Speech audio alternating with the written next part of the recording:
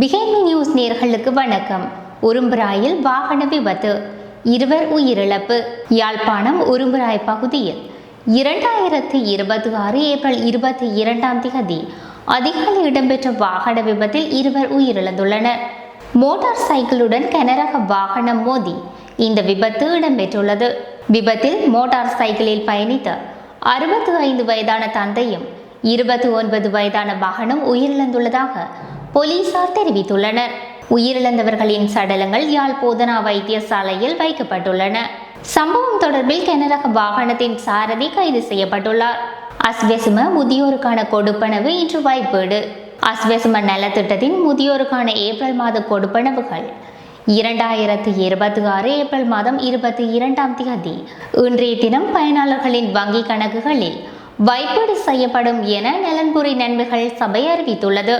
இந்த திட்டத்தின் முதலாம் கட்டத்தின் கீழ் 70 வயதுக்கு மேற்பட்ட 6,17,406 பயனர்களுக்கு மொத்தமாக 3.087 பில்லியன் ரூபாய் வழங்கப்பட்டுள்ளது.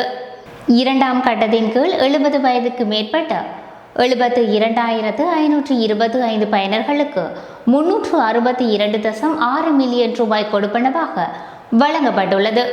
பயனர்கள் தங்களது வங்கி கிளைகளுக்கு சென்று இந்த கொடுப்பனவுகளை பெற்றுக்கொள்ள முடியும் எனவும் தெரிவிக்கப்பட்டுள்ளது. பண்டிகை கால செலவுகளை கருத்தில் கொண்டு இந்த நிதியை தாமதமின்றி வழங்க அரசாங்கம் நடவடிக்கை எடுத்துள்ளது. 3.5 கோடி ரூபாய் பெறுமதியான போதை மாத்திரைகளுடன் ஒருவர் கைது.